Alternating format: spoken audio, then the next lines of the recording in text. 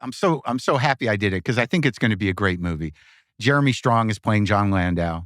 Jeremy Allen White's playing Bruce, and I'm playing Plotnik, and we're shooting at the studio where they did this. So I knew my role essentially was I got to look like I know how to do this. And you're sitting in front of that board, and I got a guy who works at the place. But there's I had to have the guy like, well, tell me exactly how this affects everything. So I figured that out. And then I asked Cooper before I went out there. I said, look, man, there's not a lot of video on this Plotnik guy. How much do I got to go into figuring out, who he is or how he acts? And Cooper was like, don't even worry about it. Right. That's how little the part was. So no, but he said that's not essential. What's essential is that you've got to be in it and doing the job. And, and I did have, dialogue, and I was in the section in a lot of scenes. But the great thing about it was, and I had interviewed Bruce years ago. I did a pretty good interview with him. I went to Jersey and sat with him. So he knows me. And the thing is that the real Landau and the real Bruce were at Video Village every day. Every day? Every day, dude. No. All day. So we're in this little tight studio. Oh my and you God. do it, and you do a shit. take, and they'd go cut. And because I knew Bruce, I'm like, I'm going to go talk to Bruce for a few minutes. Yeah. And he would, you could just go out there and hang out with Bruce. Yeah. So that was great. Amazing. But I was nervous when I had to do the first scene where I talked, because I don't know Plotnik, and I couldn't, I'm not.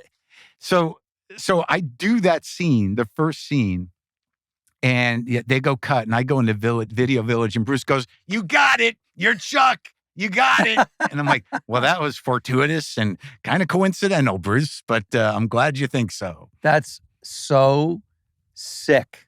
It's funny. I when it's a biopic about somebody I love, particularly a music one, I'm forgiving in ways that I would never be with any other genre or movie. It's like the Dylan movie. Literally, the entire plot is, what guitar is he going to play?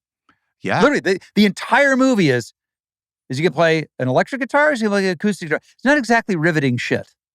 Well, but but that's an interesting form of biopic, and I think that the Dylan one is like that, is to find a story within the life of these, these journeyman performers. Yep.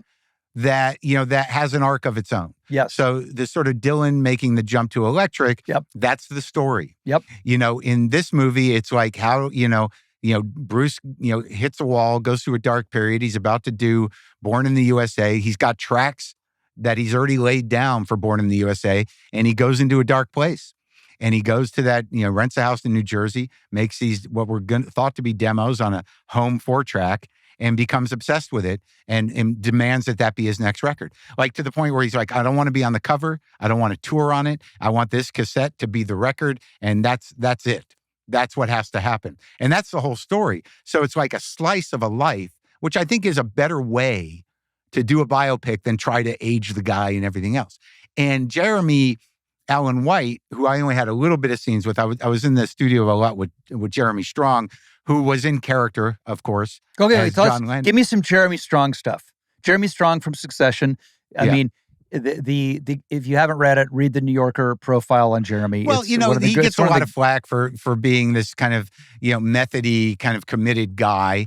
And, I think it's kind of undeserved. He's a very sensitive guy. He's a sweet guy. I know him. He's great. I love him. He wants to do his best job. Yeah. But what was funny, though, was is that this is what I learned, and I had interviewed him before, is that, and it was great for him, because the real Landau was just, outside the door. Right. So if you needed a point of reference, and he made an amazing sort of decision. There is something about acting on that level that is kind of interesting, but he would be in character as John Landau, but you could talk to him about Jeremy.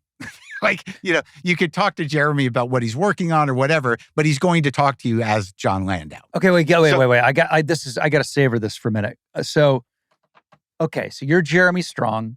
Yeah. You've got, and I know John Landau as well. I've known him for years. So he's in that slouch, that John Landau. Yeah, he's totally in the accent, in the slouch. He's in the physicality and mentality of Landau, but he can talk to you as Jeremy. But he's going to be Landau doing that. I wonder if it's just as simple as not wanting to let go of the accent?